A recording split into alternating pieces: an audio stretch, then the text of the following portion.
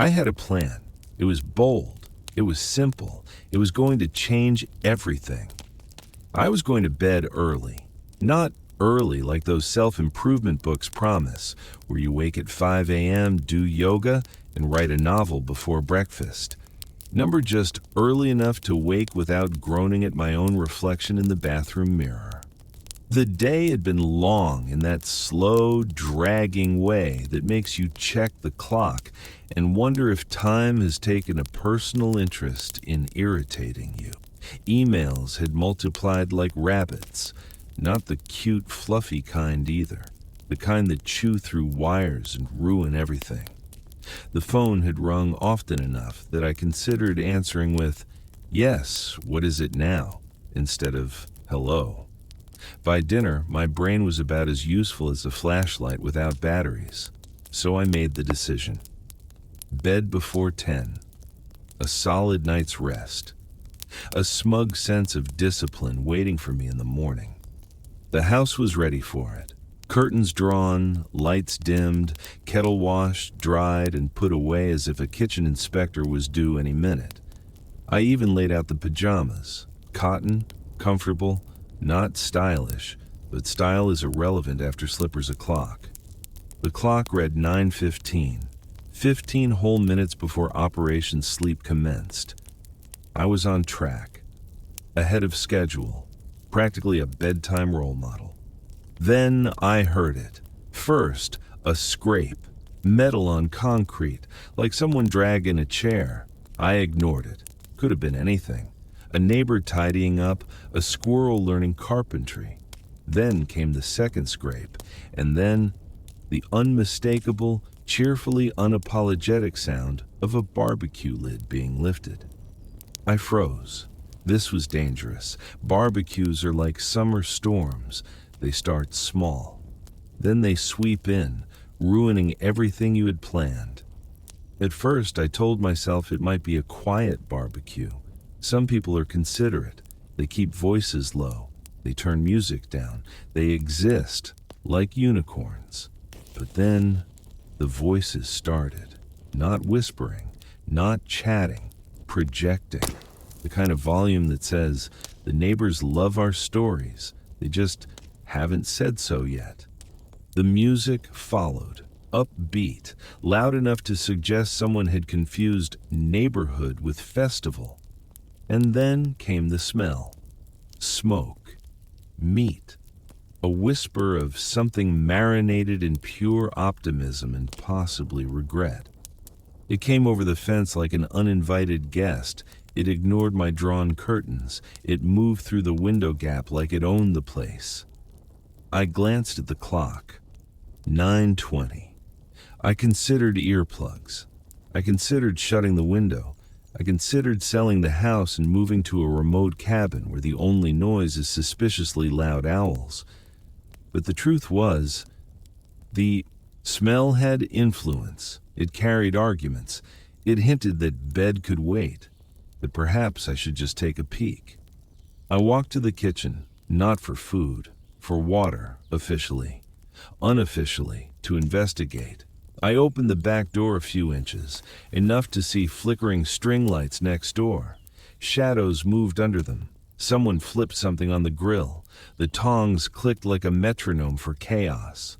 There was smoke. There was sizzling. There was laughter. The kind that carries across property lines. I stepped out onto the back step. The air was cooler than inside. It carried smoke, laughter, and the faint sizzle of ambition. A chair scraped again. A voice shouted something I didn't catch. The music shifted to a song I hadn't heard since the 80s. It was either nostalgia or a warning. That was when I knew. My early night had been canceled, not postponed. Canceled with the same finality as a flight in bad weather. I took another step forward. If I couldn't sleep, I might as well see what was on the menu. Worst case, I'd return inside with the moral high ground. Best case, potato salad. And so, with slippers on and resolve crumbling, I headed toward the fence. The night had other plans for me. The fence between us was tall, wood, old enough to have seen better paint jobs. It wasn't a privacy fence so much as a polite suggestion to mind your own business. Still, there are gaps, and I have eyes, and in this case, an excuse. They were very loud. From my side, I could see the tops of heads bobbing. Occasionally, a whole face appeared when someone stood. Mostly, though, I saw smoke rising like a signal. If it had been a distress call, I would have answered immediately. But no one at a barbecue is in distress unless the potato salad runs out. I leaned closer, purely for research. I counted at least 6 people, maybe 8. It was hard to tell because they kept shifting around the grill like they were orbiting it. One man was clearly the designated chef. He held the tongs the way a conductor holds a baton. Click, turn, click, adjust. Each move followed by an approving nod to himself. The smell intensified. Charcoal, sizzling meat, and something tangy.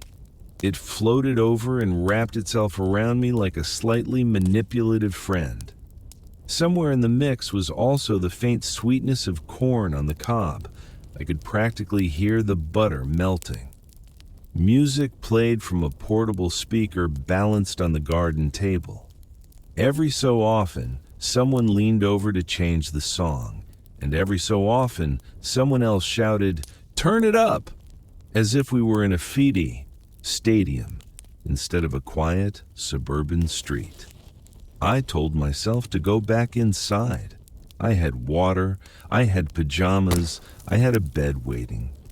But then I heard the sound, the pop of a drink being opened, that faint fizzing noise that says, "The night is young and so are we, even if our knees say otherwise."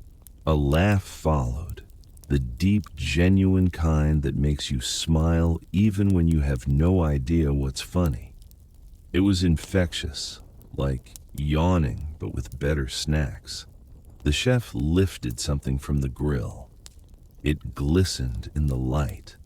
I could tell from here it was juicy, possibly chicken, possibly the reason I was now leaning on my own fence like a man in a western about to negotiate cattle rights. One of the guests spotted me. She waved. It was friendly enough to suggest they weren't concerned about neighbors watching. In fact, they seemed to encourage it. I waved back. Polite, friendly, definitely not desperate. She called out something I couldn't hear over the music. I smiled and shrugged, the universal sign for, "Your music is too loud, but I'm too polite to say so." She laughed, said something to the chef. He turned and glanced in my direction. I froze. Was I about to be invited over? I hadn't shaved. I was wearing slippers that had seen better decades, and my pajama top had a button missing. This was not my social barbecue outfit. This was my "don't come to the door" outfit. Still, the chef lifted the tongs in a salute. It was either a greeting or a silent challenge. I nodded back, friendly, non-committal. They went back to their food. I went back to pretending I wasn't interested, except I was, very. The smell was now a full conversation in my head. It was saying things like, "One plate won't ruin your early night," and "You could bring your own fork." I glanced at my watch. 9:30. If I was quick, I could stop by, chat for 10 minutes, and still be in bed by 10. That was the theory. The problem with theories is they don't account for potato salad refills. I took a step toward the gate, and that was when I realized the flaw. The lock was rusty. It squeaked like a door in a horror film. If I opened it, the entire party would turn to look. It would be like making an entrance on stage, except my costume was slippers and cotton. I stood there, debating. Early night or late night ribs, health or happiness, bed or barbecue. and somewhere deep inside I already knew which way the night was going. The gate loomed in front of me. Old wood, flaky paint, rusty hinges that squeaked like they had complaints about working late. I stared at it as if it might open on its own. It didn't. On the other side, the party carried on. Laughter, clinking glasses, the faint shuffle of someone doing what could only be described as dancing if you squint. The smell was stronger now. It had gone from tempting to borderline unfair. I glanced down at myself. Pajamas, slippers, the kind of outfit that says, I have given up on fashion and embraced comfort as a lifestyle. It was not barbecue attire. Not unless the dress code was sleepwear casual. But hunger is persuasive, and curiosity, even more so. I reached for the gate latch. The metal was cold. It stuck for a second before giving way with a reluctant clink. The hinges followed with their signature squeal. A drawn-out, complaining groan that made me wish I'd oiled them sometime in the last decade. Conversation paused, not fully, just enough for me to feel every eye swing my way. I stepped through with what I hoped was casual confidence, slippers shuffling, hands in pockets, the walk of someone who is definitely not here for the free food. "Evening," a voice called. It was the chef, tongs in one hand, a drink in the other. Clearly a man who believed multitasking should include marinating and hydration. "Evening," I replied. My voice sounded a little too cheerful, the kind of cheer you use when you meet someone in the supermarket and pretend you didn't just avoid their aisle. Come in," he said, gesturing with the tongs. I hesitated. The polite kind of hesitation that says, "Oh, I couldn't possibly," while already stepping forward. The garden lights gave everything a warm glow. Mismatched chairs were scattered around. A table held bowls, plates, and a suspiciously large container of potato salad.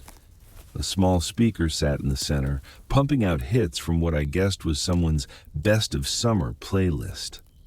"Help yourself," said a woman at the table, waving toward a platter piled high with food. I nodded my thanks and approached cautiously, as though the chicken might judge me. There it was, grilled perfection, golden, glistening, promising happiness and possibly heartburn. I took a piece, strictly one. It's important to appear restrained at first. You can go back for more once people are distracted. "Drink?" someone asked. "Water's fine," I said automatically. It wasn't fine, but I needed to maintain the illusion that I wasn't here just for the refreshments. But I found a chair. It wobbled slightly, but held my weight. From here, I could see the grill up close. The chef worked with quiet pride. Flip, check, baste. "Big night?" he asked. I shook my head. "Was aiming for an early one." He laughed. "Ah, we ruined it then." I smiled. "Well, you've made it harder to commit to bed, I'll say that." Another guest leaned over. "You're the one who always has the tidy garden, right?" I almost choked on my chicken. Tidy garden? Mine looked like nature's lost and found. But before I could answer, the music changed. Someone had queued up a song from the 70s. A cheer went up. Half the table started singing along. It was impossible not to enjoy it. The warmth from the grill, the chatter, the soft clink of cutlery against plates. The earlier image of me tucked into bed with a cup of chamomile tea felt like something from a different lifetime. I took another bite of chicken. The skin was crisp, the meat tender. It was the kind of flavor that makes you forget your bedtime goals entirely. "You want corn?" the chef asked, already reaching for a cob. I nodded. If I was going down, I was going down in style. A few minutes later, I was juggling a plate of food. a drink I hadn't planned on, and a growing sense that my early night had been a naive dream. And honestly, I was okay with it. The chair I had chosen was wobbly, not "we'll break in a second" wobbly. More like "we'll quietly tip you into the flower bed after 2 drinks" wobbly. I tested it with a little shift of weight. It creaked in reply, a warning creak. To my left, a man in a faded Hawaiian shirt was telling a story. It involved a fishing trip, a boat, and, so far, a very suspicious number of large fish. Every so often, his hands would spread wider to demonstrate size. If his hands got any further apart, he'd have to stand up and borrow someone else's. On my right, a woman was unwrapping foil from something that smelled so good it could probably convince a vegetarian to reconsider. She caught my look. "It's garlic bread," she said. The words, "help yourself," were barely out of her mouth before I had a piece on my plate. The music was still going. A new song had started. It had the kind of thumping beat that encouraged foot tapping, even from those of us who had declared, "I don't dance," at every wedding since 1984. I took a bite of the garlic bread. It was warm, soft in the middle, and just crisp enough on the edges. The butter had soaked through in that way that makes you both grateful and worried about your cholesterol. The chef, still manning the grill, called out, "Anyone want burgers?" It was less a question, more a public service announcement. Hands went up. Voices shouted orders like he was running a drive-through. "Cheese?" he asked someone. "Yes, please." "How much?" "Surprise me." I was fairly sure "surprise me" was how you ended up with a burger so tall you needed a stepladder to take the first bite. A dog trotted past my chair. Not mine. Not anyone's, as far as I could tell. It gave me the kind of quick sniff that said, "You're new here," and then moved on without further comment. I sipped my drink. It wasn't water anymore. Someone had handed me something fruity and fizzy that tasted like summer and irresponsibility. It was surprisingly good. Dangerously good. Across the table, a man was laughing so hard his sunglasses had slid down his nose. It was the sort of contagious laugh that made you smile even if you hadn't heard the joke. I considered asking what was funny, but decided against it. Sometimes you don't need context. You just enjoy the moment. The chef placed a fresh plate of burgers on the table. Steam rose from them in little clouds that smelled like joy. One by one, people leaned in to grab theirs. When it was my turn, I picked one that looked sturdy. No fancy toppings, just meat, bun, and the promise of happiness. "Condiments are over there," someone said, pointing to a side table. The side table was actually 2 crates stacked on top of each other. On top sat an assortment of bottles. Ketchup, mustard, something unlabeled that could have been barbecue sauce or possibly wood stain. I chose ketchup. Safe, predictable, the Toyota Corolla of condiments. Back in my chair, I took the first bite. It was perfect. Juicy enough to drip slightly, but not so much that you'd need a napkin emergency. The bun held together like it had signed a contract. The meat was seasoned just enough to keep you coming back for another bite without thinking too much about the recipe. I leaned back, burger in one hand, drink in the other, and thought, so this is how early nights die. A gust of wind brought another wave of smoke from the grill. It curled around the table, wrapping everyone in the same shared smell. That smoky, charred scent that says, "This is summer," louder than any calendar date. The Hawaiian shirt man had moved on to another story. This one was about his cousin's wedding. It involved a misplaced cake and a raccoon. I decided not to ask for details. It was funnier filling in the blanks myself. Itati. The dog returned. This time, it had a bread roll in its mouth. Someone called out, "Hey, that's mine." The dog ignored them. I respected that level of confidence. Someone refilled my drink without asking. I let it happen. It felt rude to interrupt such generosity. The music changed again, this time to something slower. Not slow enough to be romantic, but just enough to make people sway in their chairs. A man at the far end of the table pulled out a harmonica. No one looked surprised, which told me this was not his first barbecue performance. He started playing along with the music. Somehow, it worked. Somehow, everything worked. The sun had dipped lower.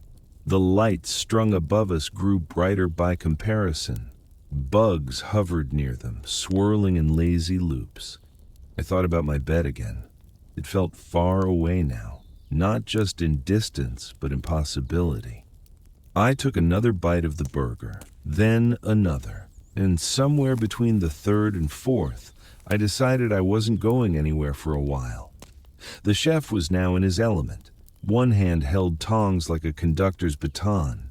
The other rested on his hip in a pose that said, "Yes, I am the master of fire." The grill hissed with every flip. Fat dripped down, sending up little fireworks of flame. Each flare made the chef grin like he'd trained it to do that on command. At the other end of the yard, two people were arguing about whether potato salad should have onions. It was the sort of argument that could go on for years without resolution. Someone said, "My mother never put onions in hers." Someone else replied, "Your mother never made proper potato salad." There was an awkward pause. Then both took another bite. The harmonica player had been joined by a man with a guitar. It looked like an old guitar, the kind that had survived basements, road trips, and at least one bad breakup. They started playing together. Not perfectly, but perfectly enough for a barbecue. A woman offered me corn on the cob. It was glistening with butter, the kind of butter shine you can see from across a lawn. I took one. It was hot enough to warn you, but not so hot you'd wait. I bit in. The kernels popped like tiny balloons of flavor. I felt like a pioneer discovering corn for the first time. Over near the fence, two teenagers were trying to light citronella candles. They had the enthusiasm of people who didn't realize you had to remove the plastic first. One candle tipped over, a small panic. No harm done, just a slightly singed paper plate and a valuable lesson. A gust of wind sent smoke drifting in our direction again. This time, it carried the scent of something sweet. The chef was grilling pineapple. I hadn't known grilled pineapple was an option tonight. Now, it was all I could think about. The Hawaiian shirt man had moved on to a new audience. This time, he was explaining the proper way to season a steak. There was gesturing. There was pointing at the grill. There may have been mild boasting. I caught the chef rolling his eyes when the man wasn't looking. The dog made a third appearance. Now it had a sausage. No one claimed the sausage. We all understood that once the dog had it, it belonged to history. A woman sat down next to me with a paper plate piled so high it resembled a small hill. She caught me staring. "It's my second plate," she said defensively. I nodded as if to say, second plates are a sign of wisdom, not greed. Someone shouted, "Dessert!" It was said in the tone you might use to announce, "The ship has arrived." A folding table was cleared to make room. Cakes appeared, pies appeared, a large bowl of trifle appeared, and everyone instantly knew it had been made by someone's aunt.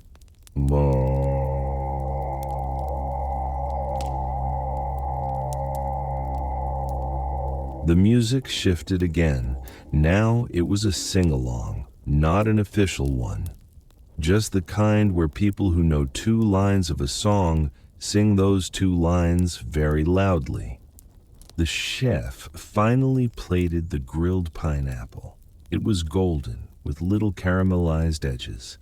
He drizzled something over it, honey, maybe, or magic. I took a slice. The sweetness hit first, then the smoky warmth. It was like dessert, and summer had signed a treaty. The harmonica player had stopped to eat. The guitarist played alone for a bit, strumming a rhythm that somehow matched the sound of people chewing. A child ran past with a sparkler, followed by another child with 2 sparklers, followed by an adult who looked like they were regretting the entire idea. More chairs had been pulled into the circle. Some matched, most didn't. It looked like a seating arrangement made by a committee of squirrels. I noticed the time. Somewhere between the burger and the pineapple, 9:30 had turned into 10:45. I thought about slipping away, but every time I shifted forward in my chair, someone offered me something. A cookie, a drink, another story about a fishing trip that may or may not have happened. The stars were out now, clear and bright, like they had been washed for the occasion. The air was cooling, but not enough to send anyone inside. A man nearby told a joke that made 3 people snort. One of them was mid-sip, which caused minor beverage spray. The potato salad debate had escalated. Now it involved printed recipes on a phone. Someone had Googled authentic potato salad, as if the internet could decide such things. The dog returned yet again. No food this time, just a smug walk that said, "I am the undisputed champion of this event." The guitarist stopped playing long enough to refill his plate. He returned with 3 brownies and something that looked suspiciously like a slice of trifle. The harmonica player saw this and immediately fetched his own plate. But a breeze rustled the leaves. The string lights swayed slightly. Somewhere in the distance, a car alarm went off and then stopped, as if it had decided there was no point. I took another sip of my drink and thought, this was no longer just a barbecue. It was a hostage situation with snacks. The sing-along had lost momentum, not because people didn't want to sing, because dessert had taken priority. Plates were being scraped, forks clinked against ceramic. The trifle had already been reduced to something that looked like a colorful landslide. I decided this was my moment to leave, not dramatically, just quietly, like a spy in a cardigan. I placed my plate on the table. I even stacked a couple of stray cups. This was my camouflage, the helpful guest move. I made it 3 steps toward the gate. Then someone called out, "Wait, you haven't tried the pudding." I turned slowly, because in some cultures, refusing pudding is considered an act of war.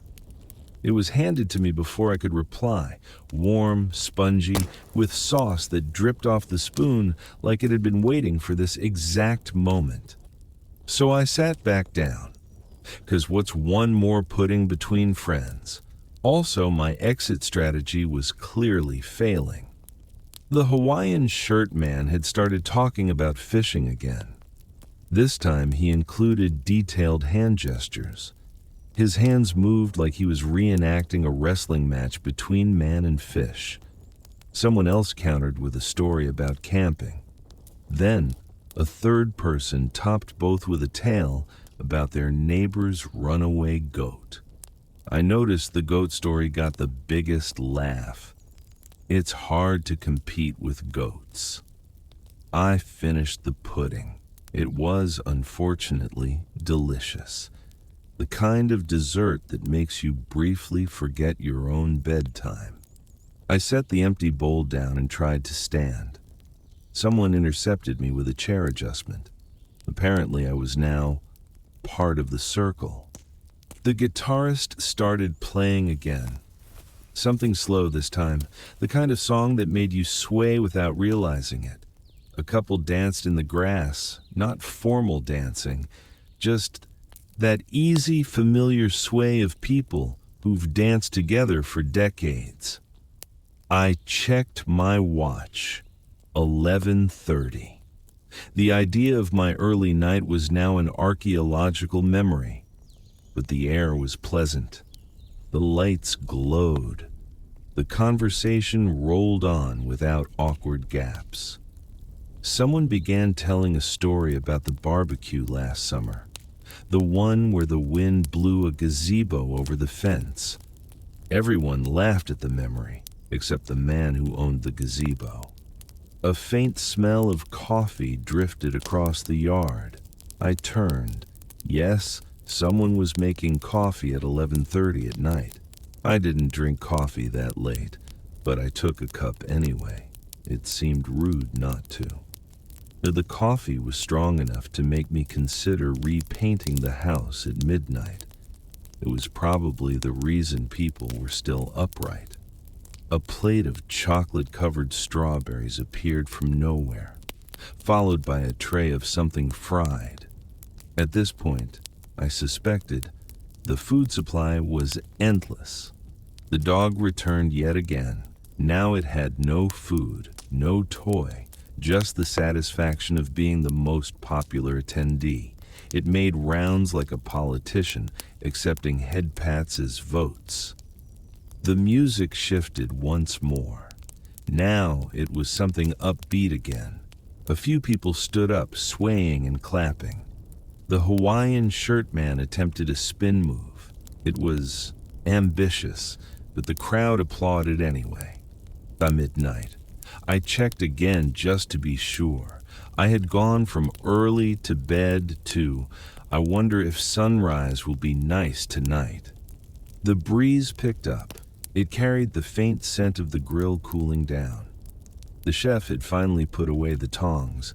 A few people began stacking plates. Others gathered cups. There was talk of calling it a night.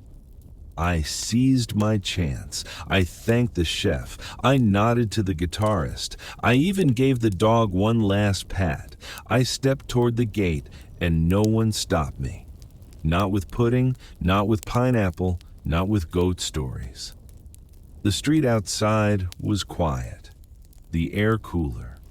The only sound was the faint hum of the fridge back in my kitchen. I took a deep breath. I was free. And still, part of me wondered what dessert they'd served next time.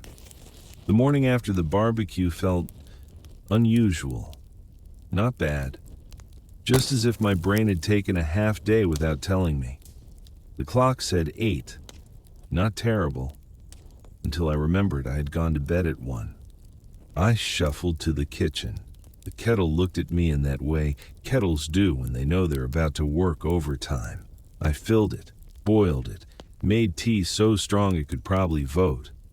Then the smell of last night's barbecue still lingered faintly in the air. Not unpleasant, just oddly specific. Like my kitchen had taken up smoking ribs as a hobby. I opened a window. The cool air helped. Also, it reminded me there was a world outside my living room. A pigeon landed on the fence. It looked at me like it had been at the party, too, possibly waiting for leftovers. Sorry, mate, you're about 12 hours late. My phone buzzed. A text from a number I didn't recognize. Thanks for coming last night. Hope you enjoyed the pudding. Gee, I stared at it. It took me a moment to connect the dots. G had to be the barbecue chef. Eat, I replied. Thanks. Pudding was excellent. Still recovering from pineapple. Seconds later, glad you liked it. Same time next month? Next month? This was a recurring event? I wasn't sure whether to be honored or concerned. When the tea worked its way into my system, I felt almost human. I even considered breakfast. Toast seemed safe, light, neutral. I took out bread, popped it into the toaster, and stood there staring at it. The kind of stare you give when you're not really awake but also don't want to commit to sitting down. As the toast popped, I heard movement outside. Laughter, chairs scraping again, number it couldn't be. I peered through the blinds. The neighbor was outside, not cooking, just rearranging the furniture. Still, I felt my pulse quicken. Once bitten, twice barbecue. I decided I needed a plan for next time. Something that would let me leave early without the pudding trap. Idea 1. Fake a phone call. The problem? I'd have to fake both sides of the conversation, and my acting skills were limited to pretending I wasn't eating the last biscuit. Idea 2. Bring my own dessert and leave once it's gone. This could backfire. They might simply produce more dessert. These were clearly dessert professionals. Idea 3. Bring a folding chair and set it up near the exit. Easy escape. But it might look suspicious, like I was attending a lecture on my own free will. Vidikra, I buttered the toast, took a bite. It tasted fine, but nothing after barbecue night ever tastes quite as good. I remembered the goat story from last night. It was still making me smile, which was annoying, because I'd been planning to be grumpy about the whole thing. The phone buzzed again. This time, it was a different number. Hey, this is the guy in the Hawaiian shirt. You left before the marshmallows. Marshmallows? There had been marshmallows. This was a plot twist.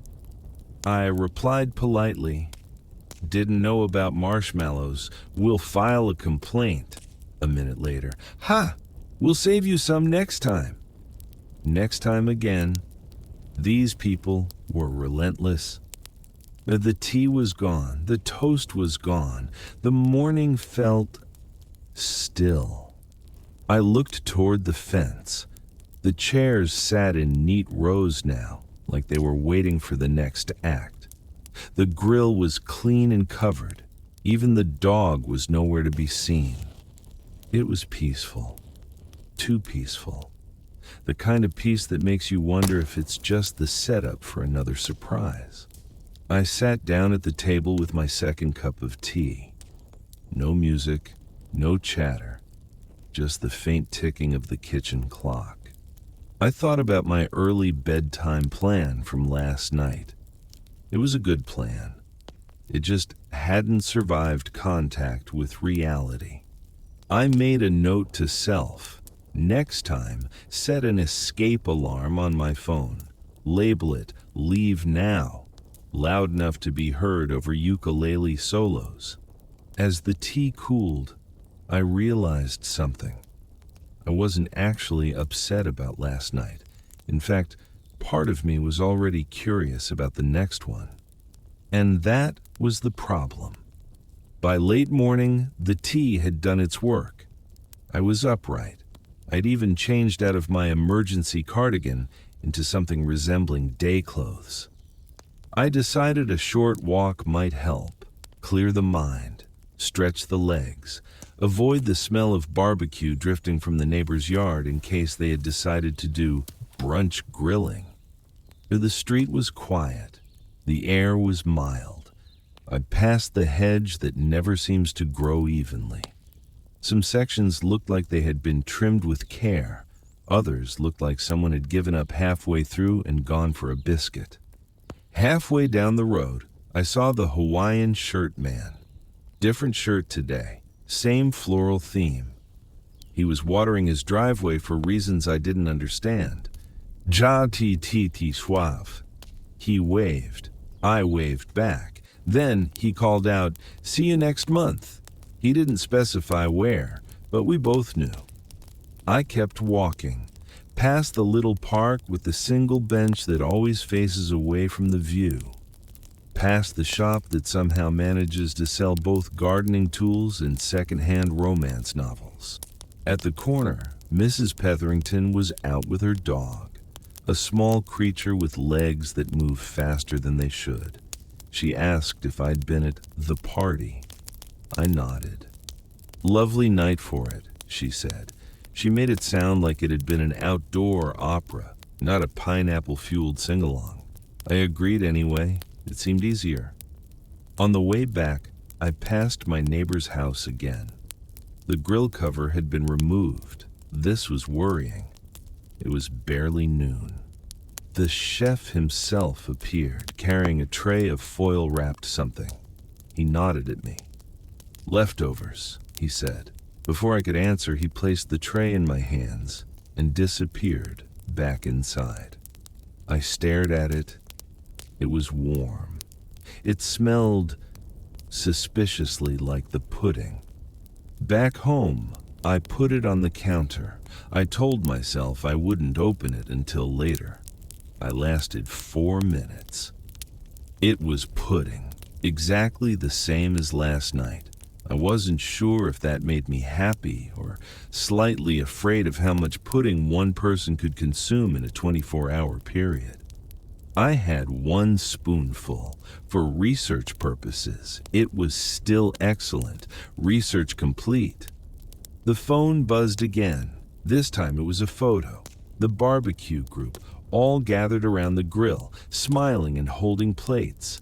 There I was in the background, mid-bite, looking like someone who had wandered in by accident but stayed for the carbs.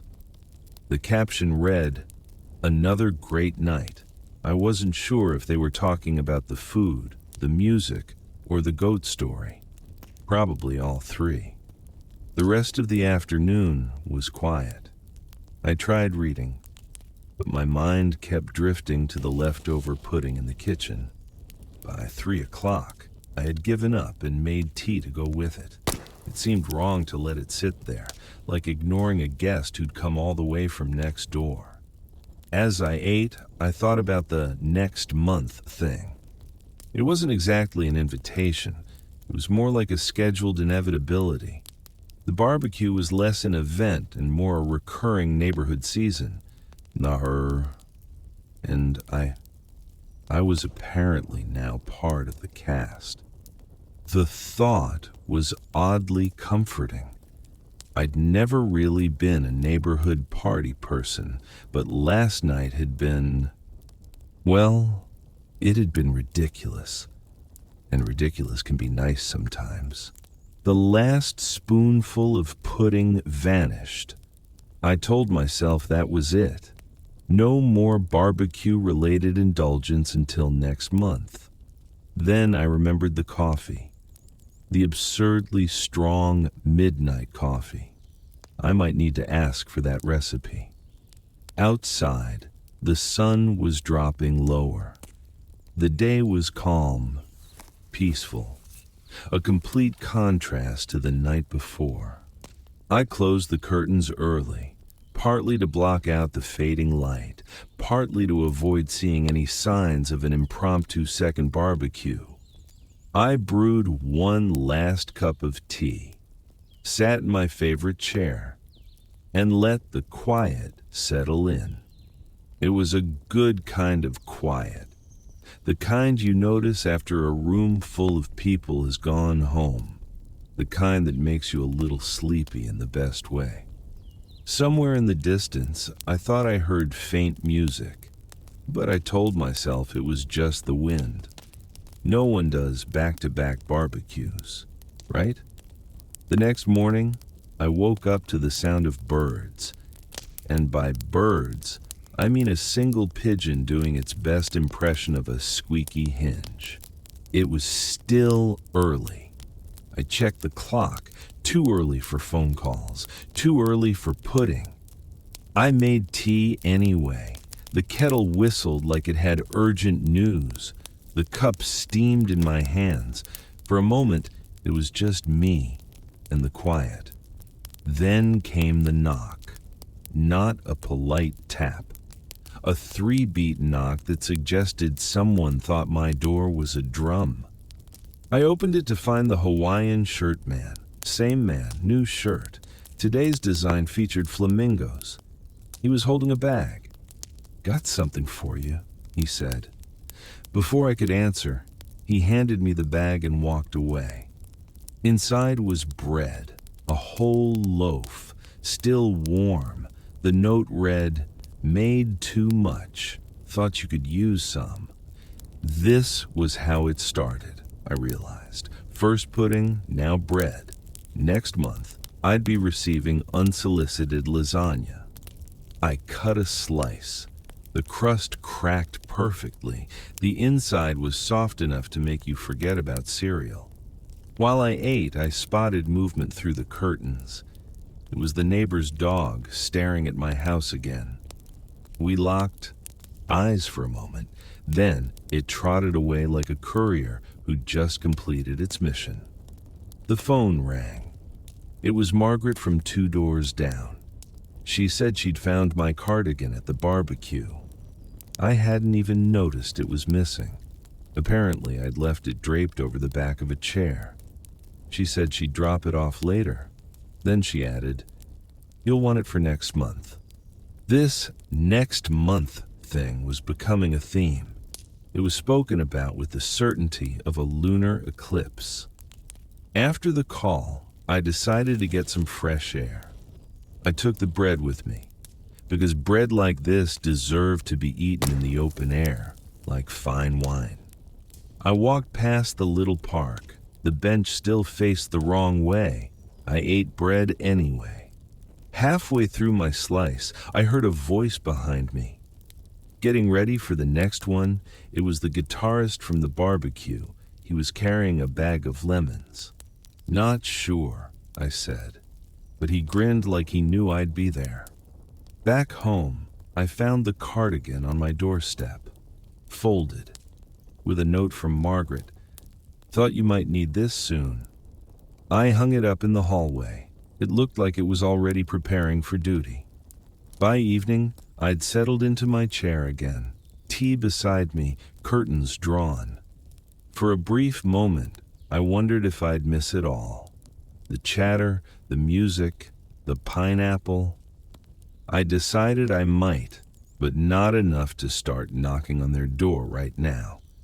There's a difference between being a willing participant and being the one who shows up early. The kettle clicked off. I poured the tea. Outside, the street lights flickered on. Somewhere, faintly, I thought I heard laughter. It could have been the neighbors or just the wind. I took a sip and smiled. One thing was certain, whether I liked it or not, I was part of the barbecue now. The morning after the second barbecue arrived quietly. Too quietly, actually. Almost suspiciously quiet. I made tea. The kettle whistled like a coach yelling at tired players. I poured it into my favorite mug, the one with a tiny chip on the rim. It had survived more barbecues than I had. Outside, the street was peaceful. The neighbor's yard looked normal. No signs of last night's chaos. No grill smoke curling into the sky like a victory banner. I considered sleeping in, but something inside me, call it curiosity or foolishness, urged me to get up. The cardigan was on the chair, folded neatly, like it had been preparing for battle. I draped it over my shoulders. It felt comforting, also slightly conspiratorial. I stepped outside. The sun was gentle, warm enough to remind you it existed, cool enough that I didn't immediately regret leaving the house. The Hawaiian shirt man was already there. He waved. New shirt again. This time, with tiny pineapples. I almost questioned the theme. Almost. "Good morning," he said. "Ready for round 3? I blinked. Round 3? It wasn't even breakfast yet. But he carried a tray, wrapped in foil. It smelled suspiciously like sausages, and also like joy. I nodded, not sure if I was agreeing to the food or the round 3 concept. As I walked past the fence, I noticed the dog. It was perched on the neighbor's lawn, tail wagging. eyes tracking me like I owed it money. I ignored it, pretended I had no interest in being recruited. The tray was set on my doorstep. The foil lifted, steam rose in gentle clouds. It was a breakfast sampler, everything from eggs to toast, and possibly the same pineapple from last night, reheated. I took a cautious bite. It was perfect. Eggs cooked just enough. Bacon crisp. Toast still better than cereal. Halfway through, the phone buzzed. Hawaiian shirt man. Text, "Don't forget the lemonade later." Lemonade? It wasn't even 10. I checked the calendar. Nothing said lemonade o'clock. I shrugged.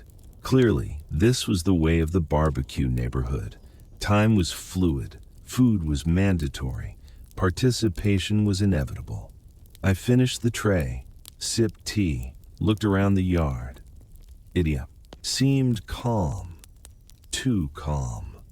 The guitarist appeared next, carrying a small stool. "Practice space," he said. Apparently the music would start soon, even in the morning, because mornings are obviously the best time for jam sessions. I found a spot on the grass, not too close, not too far, just enough to be in the mix but not drafted into the first song. The harmonica player arrived next. He had a grin like he'd already won the day, and probably the week. He didn't need my approval, or anyone else's. Someone rolled in a cart. It had snacks, mini muffins, fruit, and something suspiciously labeled Mystery Delight. I took one. It was good. Mystery Delight was probably best left mysterious. The street was slowly filling with familiar faces, neighbors, friends of neighbors, people who had apparently heard about round 3. The dog circled my feet, tail high, expecting recruitment. I ignored it. I hoped it would get bored and leave. It didn't. Music began, not loud, just enough to make people nod along. A few clapped, a couple swayed. Someone shouted, "Who wants pancakes?" Apparently pancakes were now on the menu. I raised my hand. I had no idea why, but yes, I did want pancakes.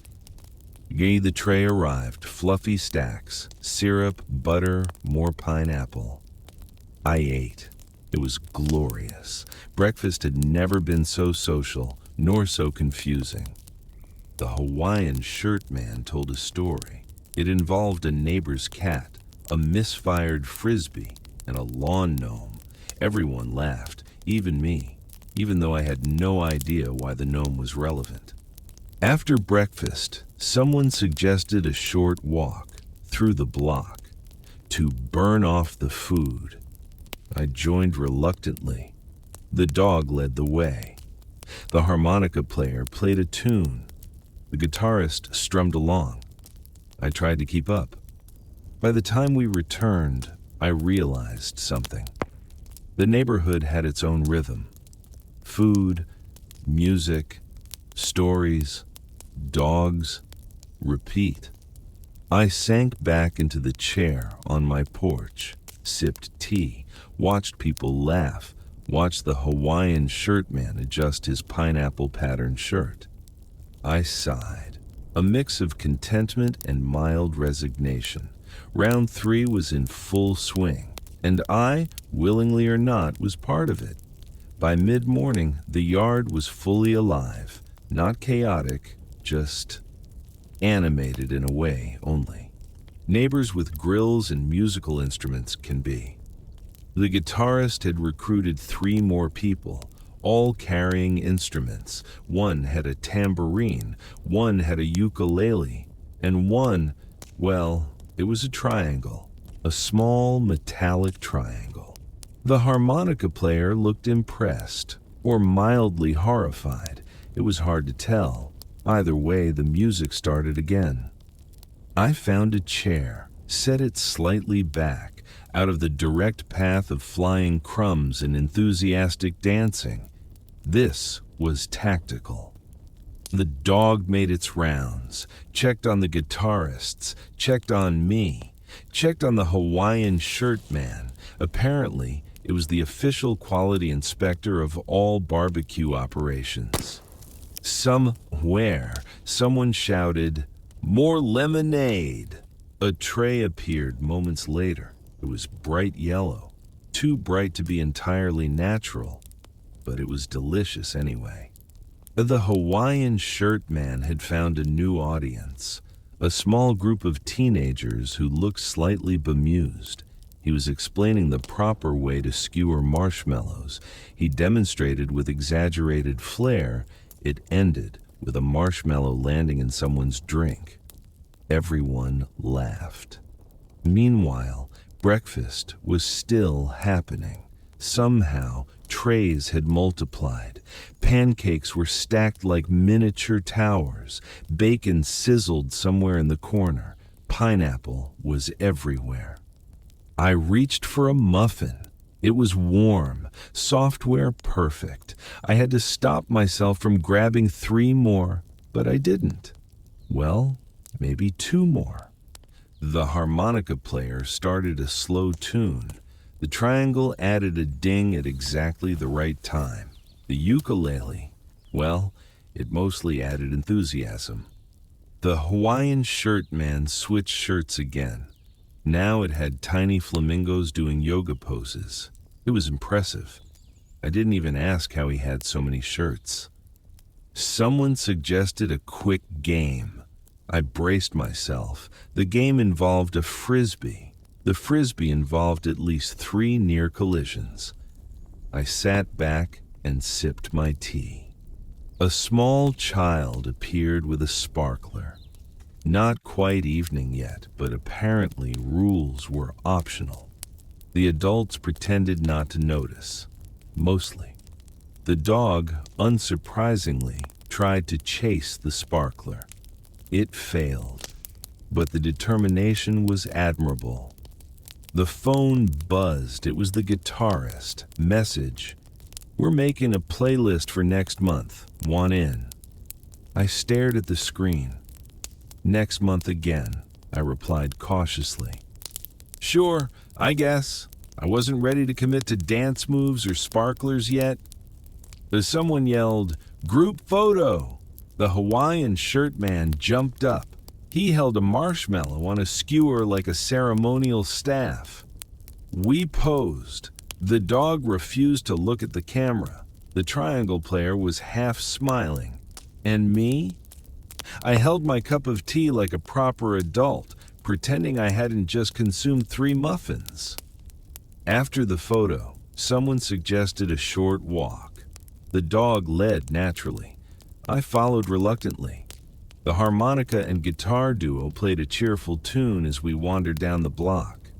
Back at the yard, lemonade had multiplied. Muffins had multiplied. Pineapple, well, it had definitely multiplied. I realized the barbecue operated on its own rules of arithmetic.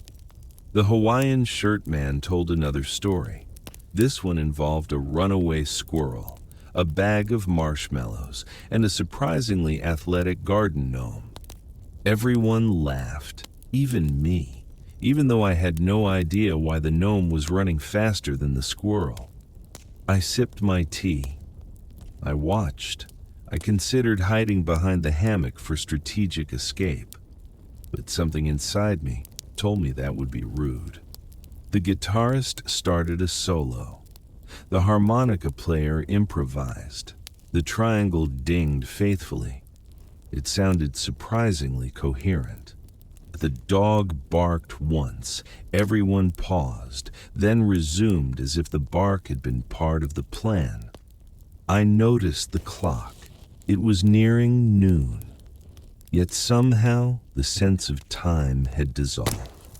I found a chair in the shade. It became my base of operations. Here, I could observe without being dragged into spontaneous limbo contests.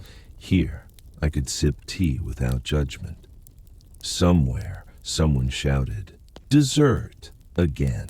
It was sudden, like a declaration of war, a sweet, sticky war.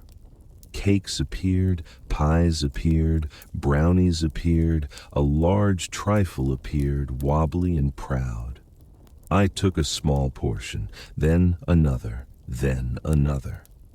I rationalized it as necessary research. The Hawaiian shirt man switched shirts again. Now it was a yellow shirt with tiny barbecue grills printed all over. I had to admire his dedication. Someone suggested another game. It involved a frisbee and the dog, and apparently my teacup as an obstacle. I ignored the game, mostly. I sipped tea, observed chaos, smiled quietly. By mid-afternoon, I realized I was thoroughly involved, not unwillingly, but definitely entangled. The music, the laughter, the endless food, the dog, the Hawaiian shirts. It was now part of my rhythm, part of the yard's rhythm, part of me. And yet, part of me still longed for the early night plans I had made weeks ago. The kettle whistled. Tea brewed again. I poured another cup, sat back in my chair. One thing was certain. Barbecue season was no longer just a social event. It had become a lifestyle. By late afternoon, the yard had transformed into what could only be described as controlled chaos. Music, food, dogs, neighbors in increasingly outrageous shirts. The Hawaiian shirt man had outdone himself. Today, it featured flamingos doing yoga. I wasn't sure how he managed to find these shirts. I wasn't even sure I wanted to know. The guitarist had recruited yet another player. This one had a kazoo, a small, bright red kazoo. It was surprisingly loud. The harmonica player shook his head. The triangle player dinged faithfully. Together, they somehow made music. Someone shouted, "Time for dessert!" again. I froze for a moment. Then I surrendered to the inevitability of pudding. Trifle appeared first. Wobbly, proud, decorated with fruit like a small edible fireworks display. I took a modest portion, then another. Then, well, the dog looked disappointed if I didn't eat enough. The dog had now adopted me as its official taste tester. Every bite I took, it inspected carefully. No pressure. The Hawaiian shirt man called for a marshmallow duel. 2 people grabbed skewers. The dog barked in excitement. Someone accidentally flung a marshmallow onto the trifle. It landed perfectly in the middle. Everyone laughed, even me. Even though I had no idea how a flying marshmallow had improved the trifle. I sipped tea. It was necessary for hydration, also survival. Then came the story session. The Hawaiian shirt man recounted last year's barbecue, a runaway goat, a misfired frisbee, and a gnome who had apparently developed extraordinary agility. Everyone laughed again. I laughed too, mostly to feel included. Also because the image of a sprinting gnome was hilarious. The kazoo joined in. The harmonica player improvised. The triangle continued to ding. The music somehow became a soundtrack to the chaos. Someone suggested another walk. The dog led the way. I followed reluctantly, teacup in hand. The harmonica player provided live music. By the time we returned, it was late afternoon. The yard had settled. Somewhat. Music still played, but the frenzied energy had calmed slightly. The Hawaiian shirt man switched shirts again. Now it featured tiny grills. I noted it silently. I would never understand his commitment. Someone shouted, Group photo! I braced myself. The marshmallow duel participants posed heroically. The dog refused to look at the camera. I held my tea like a dignified adult, pretending this was completely normal. After the photo, trays of leftover muffins and pancakes appeared. I rationalized taking a few for research purposes, also because survival, also because they were really, really good. The harmonica player played a slow tune. The triangle dinged in rhythm. The kazoo added enthusiasm. The Hawaiian shirt man told another story. This one involved a runaway cat and a frisbee. And yes, again, a gnome. I sipped tea. I considered hiding in the hammock for strategic escape, but the hammock was occupied by the dog. By early evening, I realized something. I was no longer just an observer. I was part of the yard's ecosystem. Food, music, stories, dogs, shirts, repeat. The sun began to dip. Shadows stretched. Tea went cold in my cup, but I didn't mind. The Hawaiian shirt man called out, "Next month, same time, same place." I groaned quietly, then smiled. It was inevitable. I knew I'd be there. The dog curled up next to my chair. The yard began to empty slowly. Neighbors waved goodbye. Some carried leftovers, some carried instruments. I remained, tea in hand, watching, savoring the calm after another round of controlled chaos. The kettle whistled. I made another cup. This time, I didn't rush. I watched the yard empty further. It was peaceful, the kind of peace that follows laughter, music, and too much pudding. A rare, gentle, satisfying peace. I realized the barbecue had become part of me, part of my routine, part of my story, and, surprisingly, I liked it. The Hawaiian shirt man waved one last time from across the yard. The dog wagged. I raised my teacup in salute. It was the perfect end to a long day. Food, friends, music, laughter, and yes, even a gnome sprinting across the lawn. I sipped the last of my tea, settled back, and whispered to myself, "Next month, I'll be ready." The morning after Part 4's epic yard adventure arrived slowly. Not silently, though. Somewhere, a neighbor's lawnmower declared its presence with authority. I sipped tea. The kettle had already whistled twice. I ignored it. For now. The cardigan was draped on the chair. It looked expectant, like it knew another round of chaos was imminent. I draped it over my shoulders anyway. I stepped outside. The sun was gentle. Birds sang. One pigeon stared at me like it had a score to settle from last week. But the Hawaiian shirt man was already present. New shirt. This one featured tiny barbecue grills dancing. I was starting to lose count. He waved. "Ready for round 4?" he asked. Round 4? I wasn't even sure I had survived round 3. Carried a tray. Foil-wrapped contents promised bacon, eggs, and possibly pineapple. I accepted the tray with caution. I took a bite. It was perfect. Too perfect. I wondered if he had a secret recipe for eternal breakfast bliss. The dog appeared, tail high, eyes on the tray. Clearly, it expected its usual taste-testing duties. The harmonica player joined. Triangle player in tow. Someone had brought a tambourine. A kazoo arrived shortly after.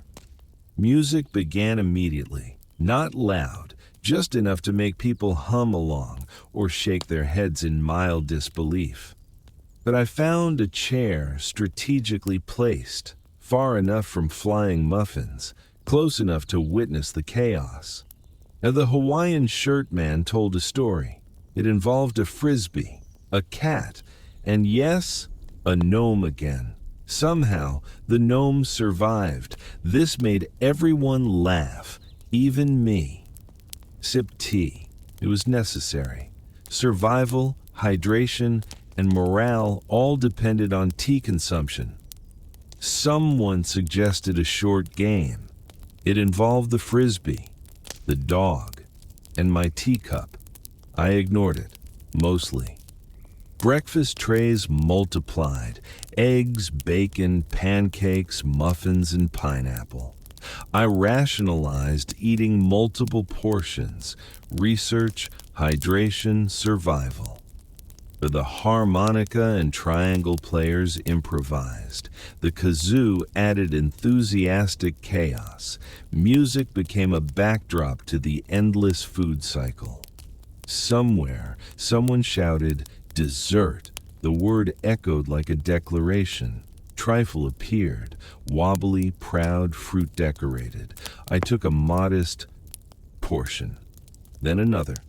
The dog inspected every bite. The Hawaiian shirt man called for a marshmallow duel. Two neighbors grabbed skewers. The dog barked. A marshmallow flew onto the trifle. Perfect landing. Everyone laughed. Tea went cold in my cup. I didn't mind. There was too much to observe, too much to enjoy, too much to rationalize. The harmonica player started a slow tune. Triangle dinged on cue. The kazoo improvised in unpredictable harmony. It worked, somehow. I considered strategic retreat, a hiding spot. The hammock seemed ideal, but the dog had claimed it. I sighed. And the sun climbed higher. Shadows shifted. The yard was alive, not chaotic, just very, very busy. Someone suggested a group photo. I braced myself. Marshmallow duel participants posed heroically. The dog refused to cooperate. I held tea like a dignified adult. After the photo, trays of leftover muffins, pancakes, and trifle appeared. I rationalized taking multiple portions: survival, research, morale. By late morning, I realized something important. I was no longer just an observer. I was part of the yard's rhythm. Food, music, stories, dogs, shirts, repeat. The Hawaiian shirt man switched shirts again. Tiny flamingos doing yoga this time. I admired dedication I could not comprehend. Someone shouted, "Short walk." The dog led. We followed reluctantly. The harmonica provided a soundtrack. Back at the yard, lemonade appeared. Trays multiplied, pineapple multiplied, time ceased to exist. The Hawaiian shirt man told another story. This one involved a squirrel, a frisbee, and a remarkably athletic gnome. Everyone laughed, even me. I sipped tea. I considered hiding in the hammock, but it was still occupied by the dog. By early afternoon, I realized I was fully entangled. I could no longer be just an observer. Participation was mandatory. I had surrendered to the rhythm. Tea went cold, but I didn't care. The yard was alive, I was part of it, and somehow I liked it. The Hawaiian shirt man waved from across the yard. The dog wagged. I raised my teacup. Round 4 was complete, and I knew, with a mix of dread and delight, that next month I'd be back. By mid-afternoon, the yard had fully embraced its own rhythm. Music, food, dogs, Hawaiian shirts. Everyone seemed to know their role in this peculiar ecosystem. The harmonica player had recruited an assistant. A small drum appeared. It was bright red, not quite in tune, but it added character. Here the kazoo player joined in. Enthusiasm exceeded skill. Triangle player kept dinging faithfully. Somehow, the cacophony felt organized. I sat in my chair, strategically located for observing, not participating, tea in hand, trifle within reach. The Hawaiian shirt man had a new story. It involved a runaway goat, a frisbee, and a gnome who apparently had Olympic-level agility. Everyone laughed, even me. I wasn't sure why the gnome kept appearing, but it was funny. The dog patrolled nearby, tail high, eyes on the muffins. It occasionally barked, mostly in protest at my slow eating. Someone suggested a short walk. The dog led. The harmonica player provided the soundtrack. I followed, tea in hand, muffin crumbs falling like breadcrumbs to mark my path. Back in the yard, lemonade had multiplied, trays of food multiplied, music persisted, time seemed irrelevant. The Hawaiian shirt man called for another marshmallow duel. Neighbors grabbed skewers. A marshmallow flew, landed perfectly in the trifle. Everyone cheered. I sipped tea. It was necessary for hydration and survival and maintaining dignity in the face of flying desserts. Someone shouted, "Group photo!" I braced myself. The marshmallow duel participants posed heroically. The dog ignored the camera. I held tea like a dignified adult. After the photo, more trays appeared. Mini muffins, pancakes, and leftover trifle. I rationalized multiple portions: research, survival, morale. By late afternoon, I realized something crucial. I was fully integrated, no longer a spectator. I had surrendered to the rhythm: music, food, dogs, stories, repeat. The Hawaiian shirt man switched shirts. This time it featured tiny flamingos holding pineapples. I silently admired his dedication. Secretly, I wondered how many shirts he owned. Someone suggested another short walk. The dog led. I followed, tea in hand. The harmonica player provided the soundtrack. Back in the yard, dessert trays appeared again. Wobbly trifle, cupcakes, and muffins. The dog supervised each bite. I took portions as needed. Tea went cold. I didn't mind. The music continued. Guitar, harmonica, triangle, and kazoo. Somehow it worked. It was lively without being chaotic. Mostly. The Hawaiian shirt man told another story. It involved a squirrel, a frisbee, and unsurprisingly, a gnome. Everyone laughed. I laughed, even though I had no idea why the gnome kept being relevant. By early evening, I realized I had fully succumbed. Participation was no longer optional. I was entangled in the yard's rhythm: food, music, stories, dogs, shirts, repeat. Tea went cold again. I didn't care. The yard had its own heartbeat. I was part of it, and I liked it. The Hawaiian shirt man waved across the yard. The dog wagged. Neighbors began to leave slowly. Some carried leftovers. Some carried instruments. I remained, tea in hand, watching, absorbing the calm after chaos. I realized, finally, the yard was no longer just a yard. It was a theater, a stage for food, music, and mild absurdity. I was an unwilling actor, yet, somehow, a willing participant. The sun dipped lower. Shadows lengthened. The Hawaiian shirt man called out, "Next month, same time, same place." I groaned quietly, then smiled. It was inevitable. I'd be back. The dog curled at my feet, satisfied with my participation, or maybe just hoping for trifle leftovers.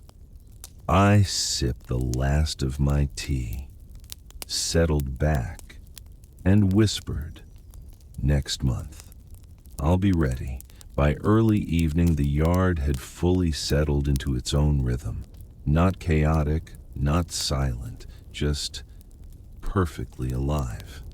The Hawaiian shirt man had a new shirt, bright yellow, tiny grills patterned all over. It looked like a small, wearable barbecue. I didn't ask. Some things are better left a mystery. The harmonica and triangle duo continued their improvised symphony. The kazoo added enthusiastic chaos. Music floated through the yard. It was comforting in a peculiar, slightly absurd way. Someone shouted, "Dessert time!" again. The trifle appeared, wobbling proudly. Cupcakes and muffins joined the parade. I took a small portion, then another, then a third for research purposes. The dog supervised every bite, tail wagging, eyes scrutinizing my technique. I wasn't sure if it was judgment or approval. Either way, I complied. The Hawaiian shirt man announced a marshmallow duel. Neighbors grabbed skewers. The dog barked enthusiastically. A marshmallow flew gracefully and landed in the trifle perfectly. Everyone cheered. I sipped tea, necessary for hydration and morale, also dignity. Cold or not, it still tasted wonderful. Someone suggested a group photo. I braced myself. Marshmallow duel participants posed heroically. The dog refused to look at the camera. I held my tea like a dignified adult, trying to appear composed amid mild absurdity. After the photo, more trays appeared. Muffins, pancakes, leftover trifle. I rationalized multiple portions: survival, research, pleasure. By late afternoon, I realized something important. I was fully integrated, no longer a spectator. Participation was unavoidable. The yard had claimed me. The Hawaiian shirt man switched shirts again. This one featured tiny flamingos juggling pineapples. Dedication beyond comprehension. I silently admired him, and also wondered how many shirts he actually owned. Another short walk was suggested. The dog led. I followed reluctantly, tea in hand. Harmonicas provided the soundtrack. Muffin crumbs marked my path. Back at the yard, lemonade appeared. Trays multiplied. Time lost all meaning. It was a universe ruled by food, music, and absurdity. The Hawaiian shirt man told another story. A squirrel, a frisbee, and naturally a gnome with athletic prowess. Everyone laughed. I laughed, even though I still didn't understand the gnome's sudden fame. Demon! By early evening, I surrendered completely. Participation was mandatory. I was entangled in the yard's rhythm. Food, music, stories, dogs, shirts, repeat.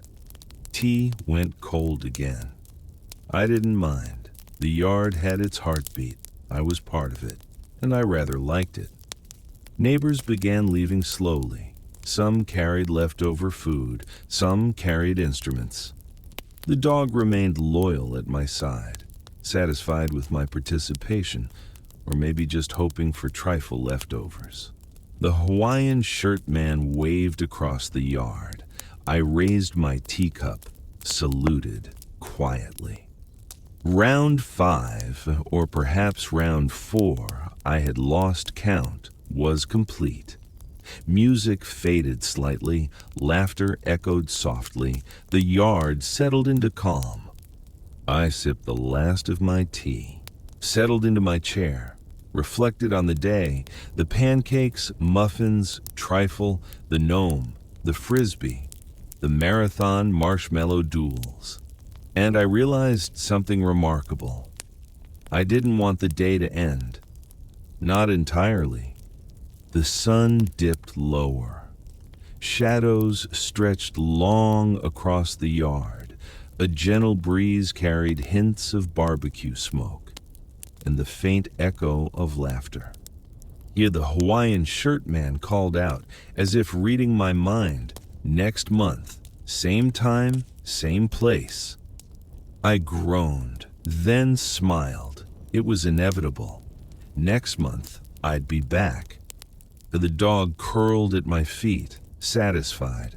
I sipped the final sip of tea and whispered to myself, "Next month, I'll be ready."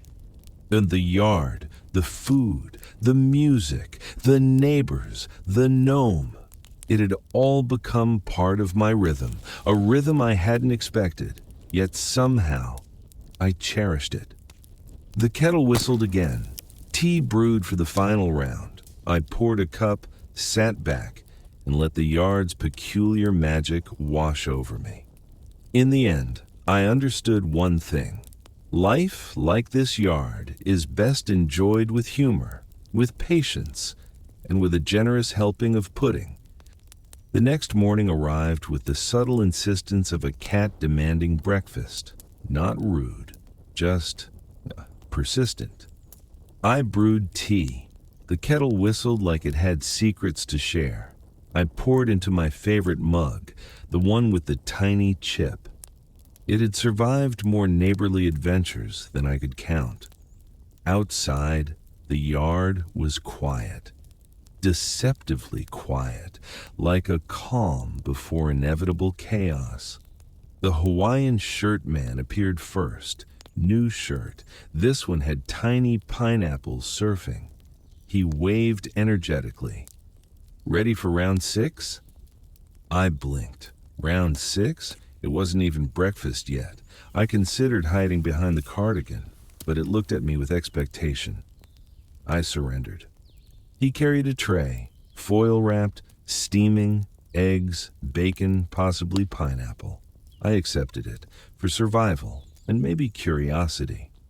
The dog appeared, tail high, eyes on the tray, clearly expecting its usual taste-testing duties. The harmonica player arrived, triangle in tow, tambourine joined. Kazoo was not to be left behind. Music began immediately. I strategically placed myself in a chair, far enough from flying muffins, close enough to observe chaos with dignity. The Hawaiian shirt man told a story. It involved a frisbee, a cat, and yes, a gnome. I wasn't sure how the gnome kept surviving. I laughed anyway. I sipped tea, necessary for hydration, survival, and morale. Someone suggested a short game involving the frisbee, the dog, and apparently my teacup. I mostly ignored it. Breakfast trays multiplied. Eggs, bacon, pancakes, muffins, pineapple. I rationalized multiple portions. Research, survival, pleasure. The harmonica and triangle players improvised. Kazoo added enthusiastic chaos. Music became the backdrop to endless food cycles. Dessert arrived. Trifle wobbled proudly. Cupcakes joined. I took a small portion, then another. Dog inspected every bite. I complied. Marshmallow duel announced. Neighbors grabbed skewers. Dog barked. A marshmallow flew into the trifle. Perfect landing. Everyone cheered. Tea went cold. I didn't mind. Observation required patience. Chan group photo suggested. I braced myself. Marshmallow duel participants posed heroically. Dog ignored camera. I held tea like a dignified adult. A swam restabrahi. More trays appeared. Mini muffins, pancakes, leftover trifle. I rationalized multiple portions. Research, survival, morale. By late morning, I realized I was fully integrated. No longer spectator. Participation was mandatory. Yard had claimed me. The Hawaiian shirt man switched shirts. Tiny flamingos juggling pineapples this time. Dedication beyond comprehension. Another short walk suggested. Dog led. I followed, tea in hand. Harmonicas provided the soundtrack. Muffin crumbs marked my path. Back in the yard, lemonade appeared. Trays multiplied. Time lost all meaning. Universe ruled by food, music, and absurdity. Hawaiian shirt man told a story. Squirrel, frisbee, athletic gnome. Everyone laughed. I laughed. By early afternoon, I surrendered completely. Participation mandatory, entangled in yard's rhythm, food, music, stories, dogs, shirts, repeat. Tea went cold, didn't care. Yard had heartbeat, I was part of it and liked it. Natitdans began leaving slowly. Some carried leftover food, some instruments. Dog remained loyal at my side. Sipping tea, I reflected on the inevitable next month. The Hawaiian shirt man waved. Next round awaited. I knew I'd be back. By mid-afternoon, the yard had reached peak activity. Music floated through the air. Food trays multiplied as if by magic. Dogs patrolled their territory with unwavering dedication. Hawaiian shirts flaunted flamingos, pineapples, and occasionally tiny dancing gnomes. The harmonica player had recruited an assistant. A small drum appeared, bright red, out of tune, yet somehow essential. The kazoo joined in with unstoppable enthusiasm. Triangle dinged on cue. Surprisingly, it all sounded like music, or at least an agreeable approximation of music. I settled into my chair, tea in hand, muffin crumbs in pockets, observing chaos with a mix of fascination and mild terror. The Hawaiian shirt man told another story. It involved a squirrel, a frisbee, and naturally, the athletic gnome. I laughed even though I still didn't understand the gnome's sudden fame. Someone suggested a short walk, dog-led. I followed reluctantly, tea in hand. Harmonicas provided soundtrack. Muffin crumbs marked my path like breadcrumbs to safety. Back in the yard, lemonade appeared. Trays multiplied. Time ceased to exist. The yard operated on its own rhythm, governed by music, food, and absurdity. The Hawaiian shirt man called for a marshmallow duel. Neighbors grabbed skewers, dog barked, a marshmallow flew, and landed perfectly in the trifle. Everyone cheered. Tea went cold. I didn't mind. It was necessary for survival, and observation, and maintaining dignity amid flying desserts. A group photo was suggested. I braced myself. Marshmallow duel participants posed heroically. Dog refused the camera. I held tea like a dignified adult. After the photo, trays of muffins, pancakes, and leftover trifle appeared. I rationalized taking multiple portions, research, survival, morale. By late afternoon, I realized something important. I was fully integrated, no longer a spectator. Participation was mandatory. The yard had claimed me. The Hawaiian shirt man switched shirts, tiny flamingos juggling pineapples this time. Dedication beyond comprehension. I silently admired him. Another short walk was suggested. Dog-led. I followed, tea in hand. Harmonicas provided the soundtrack. Muffin crumbs marked my path. Back in the yard, dessert trays appeared again. Wobbly trifle, cupcakes, and muffins. Dog supervised every bite. I complied. The music continued. Guitar, harmonica, triangle, kazoo. Somehow it worked, lively without being chaotic, mostly. That the Hawaiian shirt man told another story. It involved a squirrel, a frisbee, and yes, the gnome again. Everyone laughed. I laughed. By early evening, I surrendered completely. Participation was mandatory. I was entangled in the yard's rhythm. Food, music, stories, dogs, shirts, repeat. Tea went cold. I didn't care. The yard had a heartbeat. I was part of it, and I liked it. Neighbors began leaving slowly. Some carried leftover food. Some carried instruments. The dog remained loyal, satisfied with my participation, or hoping for trifle leftovers. The Hawaiian shirt man waved from across the yard. I raised my teacup, saluted quietly. Round 6, or maybe round 5, I had lost count, was complete. Music faded slightly. Laughter echoed softly. The yard settled into calm. I sipped the last of my tea, settled back, reflected on the morning, afternoon, pancakes, muffins, trifle, gnome, frisbee, marshmallows, and realized one thing.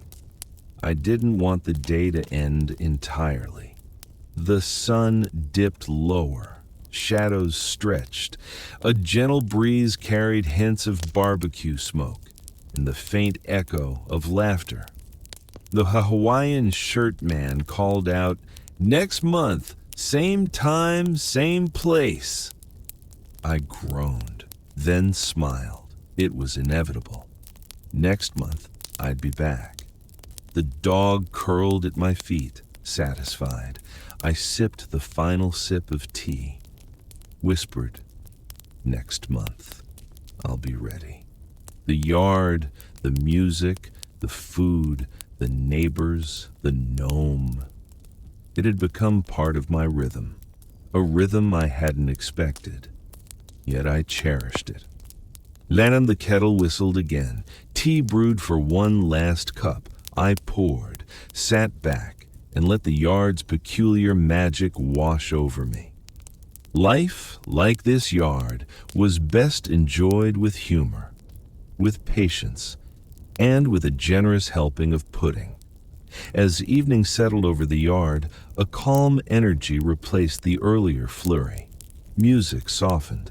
Food trays had dwindled, though some strategic muffins remained. Dogs finally lay down, exhausted from supervising humans. The Hawaiian shirt man had changed shirts again. This one featured tiny cats riding skateboards. I didn't ask questions. Some mysteries were better left unsolved. The harmonica and triangle duo continued a gentle improvisation. The kazoo added occasional bursts of enthusiasm. Together, it sounded surprisingly pleasant. Someone whispered, "Dessert?" Trifle made one last appearance, wobbly, proud, fruit-studded. I took a modest portion, then another for scientific observation. The dog approved. The Hawaiian shirt man recalled an old story. Frisbee, squirrel, gnome. Everyone laughed. I laughed, even though the gnome's backstory remained a mystery. Tea went cold again. I didn't care. It was necessary for survival and reflection, and perhaps dignity in the midst of absurdity. Another group photo was suggested. I sighed. Marshmallow duel participants posed dramatically. Dog ignored the camera. I raised my tea in dignified solidarity. The yard had settled into its own rhythm.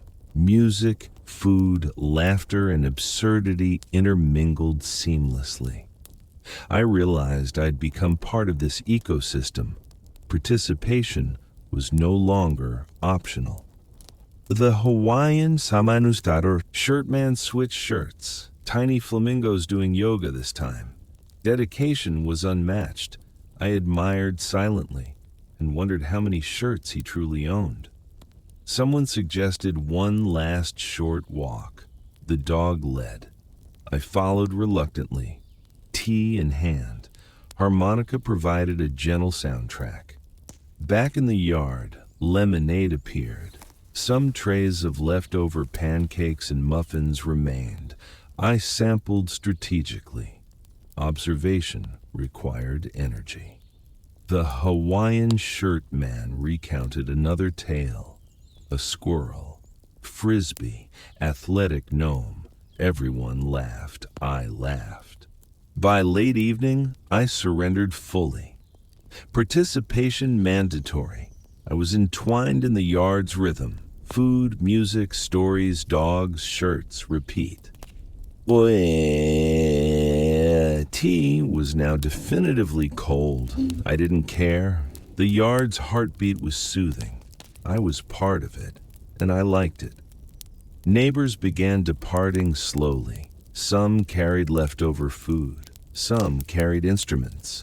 The dog remained loyal, satisfied with my engagement, or maybe hoping for more trifle. The Hawaiian shirt man waved from across the yard. I raised my teacup, saluted quietly. Round 6, or maybe 7, was complete. Music faded softly. Laughter echoed in gentle ripples. The yard settled into calm, golden twilight. I reflected on the day. Pancakes, muffins, trifle, gnome, frisbee, marshmallows, surreal, joyful, absurd. I realized something remarkable. I didn't want the day to end entirely.